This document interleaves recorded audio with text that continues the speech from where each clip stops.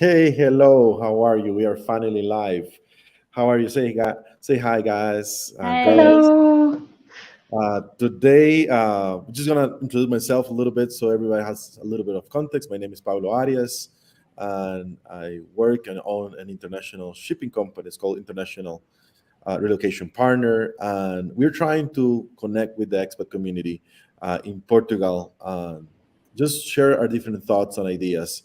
And with me, Deborah, Dav, and Anna, and I want you guys to introduce yourself and give us a little bit of a context of what you guys do, so we can tackle this topic. Do not move to Portugal. I'm always a little extreme with my titles, and that's okay because we want you guys, if you make a decision to move abroad, that just do your research, learn, and just do it right.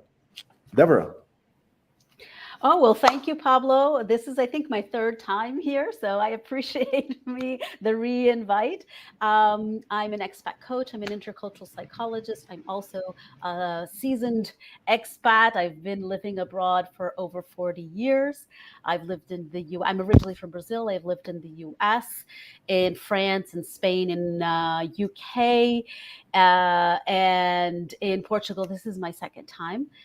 So I'm so glad to be here. I help people with the planning, the mindset, and creating the structure so all of the practical things can flow a lot smoothly because that's what we want, right? We don't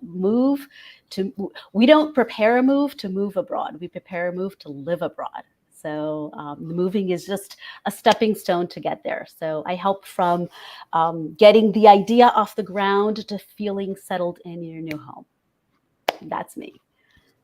Amazing. And Anna, tell us a little bit about your background and start abroad. That Yeah, got thank you right. so much for having me, Pablo.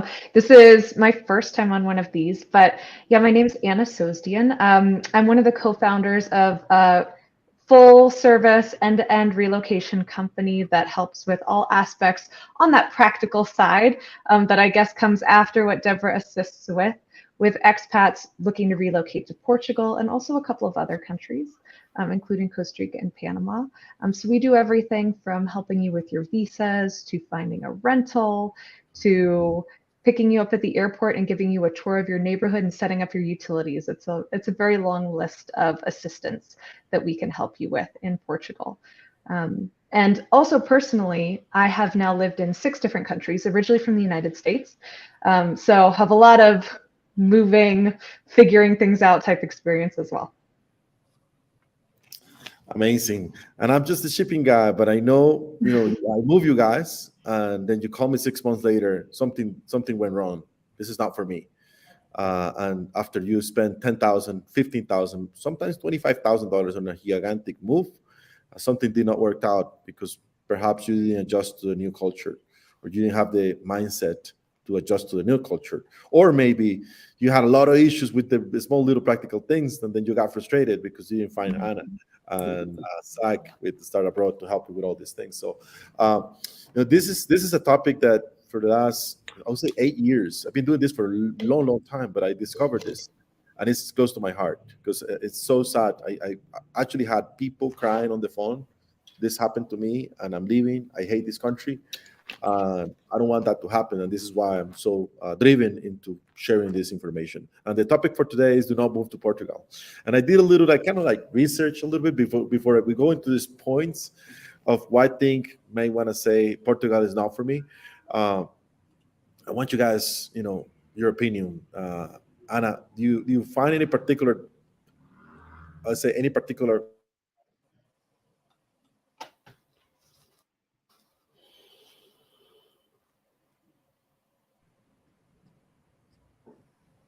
Oh, I think I lost you for a second there, Pablo. Do I find any particular? issue? Do you find any particular Yeah. issue or big no about Portugal? Mm. Yeah. Well, there's some things that I think people should be aware of when they're thinking about moving to Portugal. Just some speaking on the practical stuff, some things you should be prepared for, right? And know to expect. So One, of course, is just making sure that you're going to be able to live legally in the country. There are a lot of people who kind of have these expectations that, oh, well, Portugal is known for being good for digital nomads or for, someone who wants a cheaper cost of living or something like that. But actually, you do need to meet certain requirements to be able to live there long term, to be able to get a residency and a visa. So that's one of the things we tend to talk about first with people who come to us saying that we're interested in Portugal. Just do you meet those requirements, or can you get there? Because sometimes it can be a process as well. Like, let's say if you want to find a remote job that'll let you work from Portugal. So all the legal stuff. And of Yeah. course you have, and this is in every country, you have this perpetual tourist. The perpetual tourist that, it's not even the digital nomad visa. It's just, I'm just here as a tourist and I'm just exiting the country X amount of time. Right. Although I would say in Portugal, that's harder than in some other countries because so you can stay, well, let's say it does depend on your passport country, but let's say that you're American, you want to come to the country, you can stay for 90 days on your tourist visa, but then you do actually have to leave the entire Schengen area for 90 days before you can re-enter. So you can't really do this perpetual tourist thing like you can in some other places. Wow. Yeah. Yeah, I didn't know that. That's new. Yeah. Here in Costa Rica, Panama, I'm in Mexico today. So in Latin America, for the most part, you just do your 90-day exit, and then you go back the next day, and that's it. Right. So that's one of those reasons it's important to know, like, okay, so I got to get my visa if I really want to move and live. Yeah.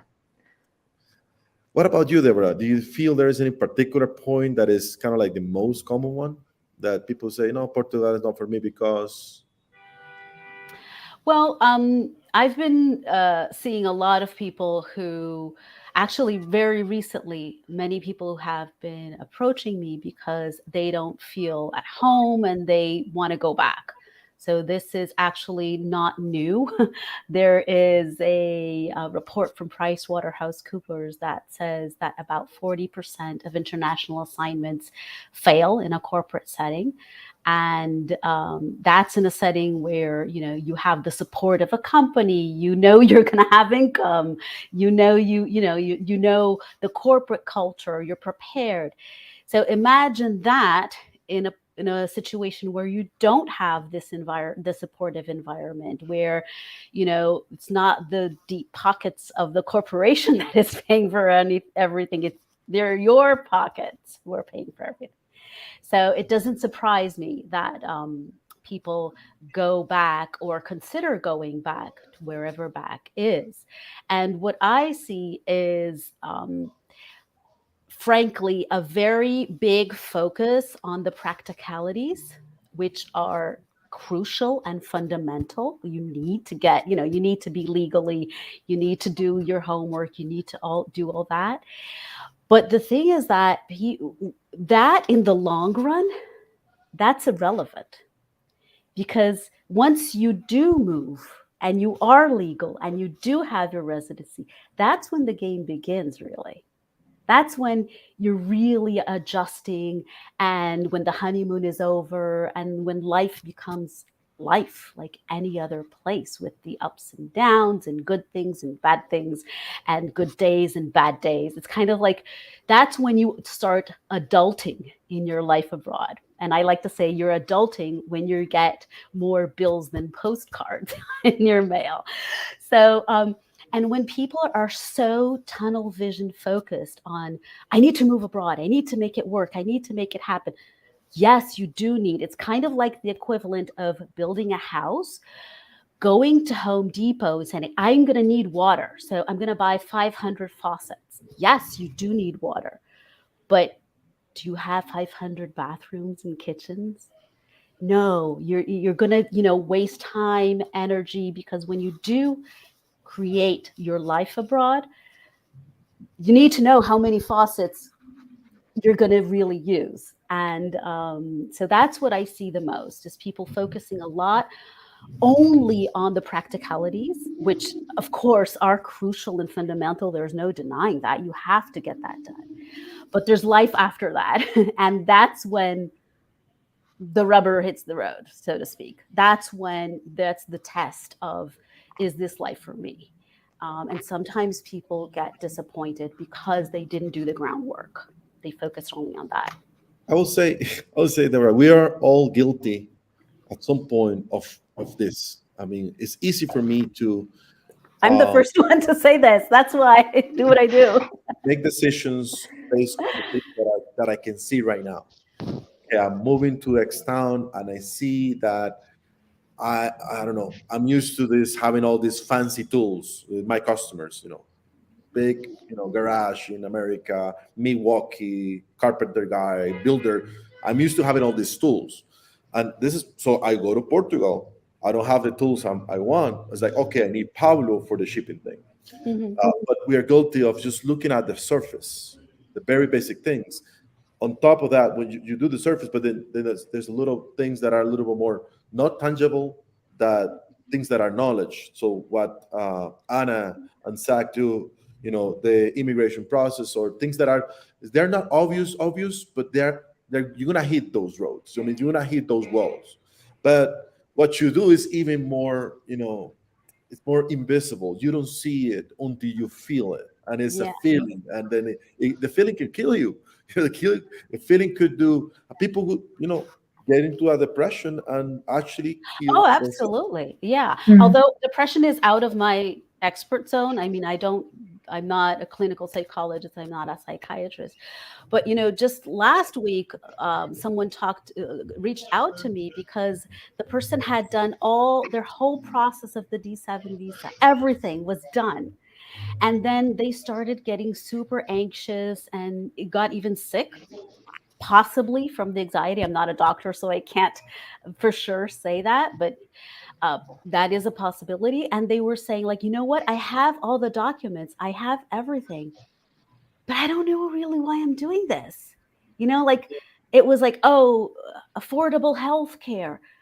But do I Mm. really want to be away from my loved ones? And like, you got to do that first before investing all the time, energy, and money with the practical stuff, because they demand time, energy, and money. It is a job in itself to sometimes to get through the visa process.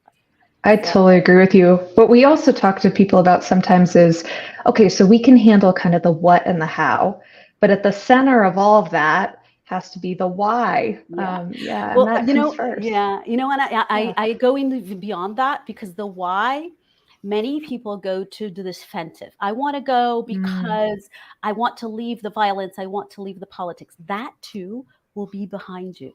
The question that I help my clients answer is, what for? What is Mhm. the purpose of the move? What is the purpose of the life you want to build? Because the why is also something that, like, oh, I want to move, whenever we fill in the blanks with because it's too expensive here, because you're All actually these negative statements, right? exactly, Yeah. Yeah. exactly. These are things you want to get away from. These are not things you Yeah. want to move towards. And it's just how we're wired. It's normal for us to think like that.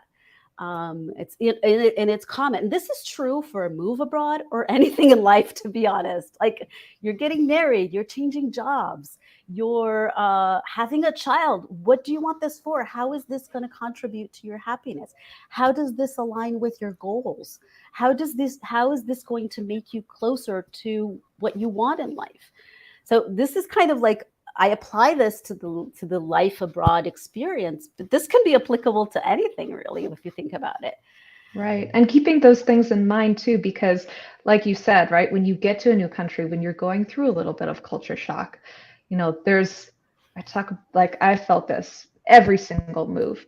You start off in a place and you're kind of in this honeymoon period. You're so happy to be there. Everything is bright and shiny. And then at some point you kind of hit a crisis moment where you're like, what have I done? And Yeah, no matter what, I swear, no matter what, you'll hit that moment.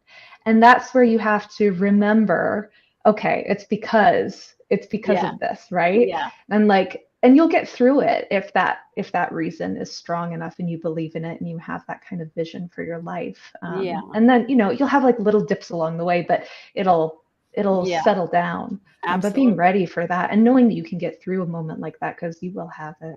Absolutely. Absolutely. I Yeah. totally agree.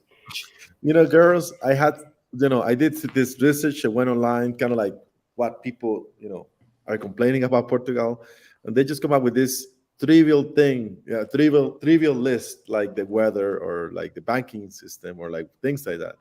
I shouldn't even mention that. I should like eliminate that out of the conversation, uh, because getting your purpose and your meaning right.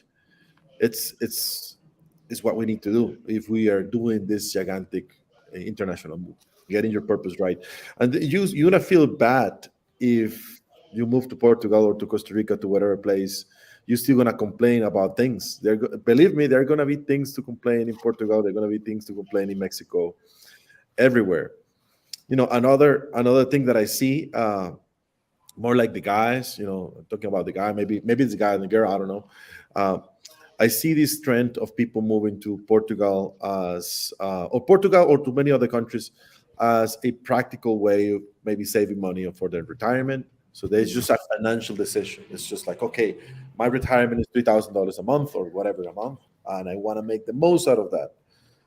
So it's not even sentimental. It's just like, okay, I like the country, I like the weather. It seems nice food. Okay, I'm gonna be saving some money, maybe going out for dinner like Mhm. 3 times a week instead of maybe once a week. Uh, that's the other thing I see.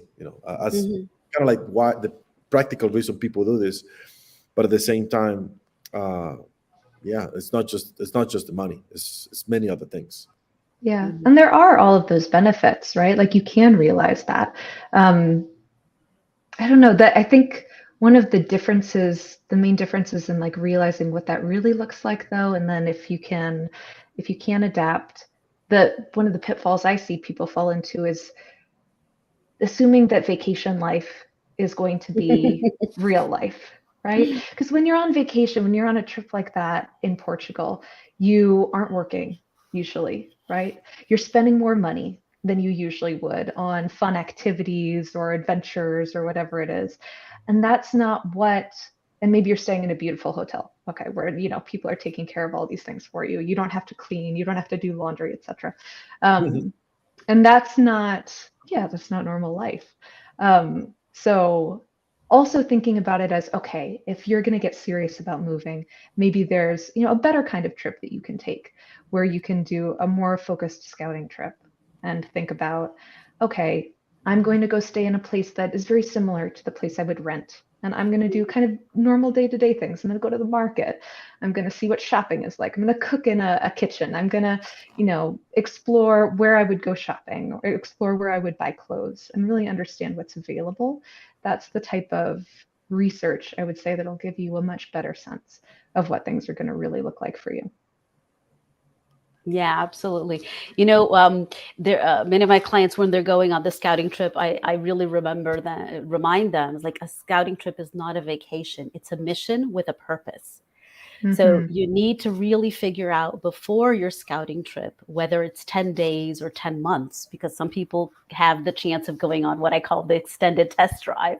Which is Um, amazing. Yes. yeah, I've had clients, like 4 months and whatever the length. It's important to list 3 to 5 questions that you want to get answered during this trip. Like I'm all for some people's like the emotional, but um, actually it's about planning. It's about writing down, okay, in this trip, I want to know one, if moving abroad is for me or not. Or I want to figure out if where specifically, what region I want to live in. So it's really important to know that and to keep very focused every day. How are you getting closer to the answer to that question? Because the worst thing you can happen is go back after your scouting trip and say, oh, wow, I had a great time. Look at all the, but I still don't know what to do. That's like, how frustrating. So, and it's so tempting to do that. And Mm-hmm. and not only, Anna, when you talked about like the grocery stores and all that, And what I say is like, go to a clinic. Mhm. Experience that, pretend you're going to go to a doctor's appointment, see what it's like, see what the waiting area is like here in Portugal. People have to take a number when they go to the drugstore or to the clinic, and Americans find that super weird. I found that in the beginning. I'm not American, but I found that interesting in the beginning, and now I find it like, duh, of course. You don't have to see who's in front of you and who's in line. You just wait for your number. That's so obvious. You sit down, you're on their phone. But these things, these little things that down the line can be a source of cultural shock moments, those are the things you want to experience during your scouting trip, Definitely. and not just, sightseeing and looking all. You can have sightseeing moments. That's fine too, because, you can have and should have Fun. Yeah. Yeah. But, factor in those moments when you go to the drugstore and you see what over-the-counter medicine there is and there's not. You can't find Tylenol here. There's no such thing. There's no Tylenol. And you're like, how is there no Tylenol? Well, there are alternatives to Tylenol. They're the same. But, the brands are different. So really experience that, because these can really minimize the potential cultural shock pain points down the line. So these are things that usually people don't think about when planning their trip. And these little tweaks can make a whole difference even for deciding, like, if Tylenol is a big deal for you, Portugal's not your place.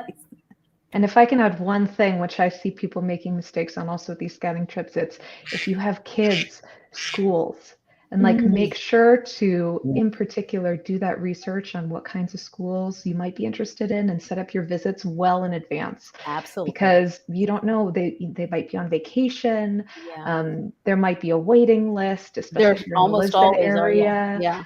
Do that research far in advance so you can do those school visits and understand what the context might be for your kids in particular. Absolutely. The kids are a big part of the challenge. Our time is up.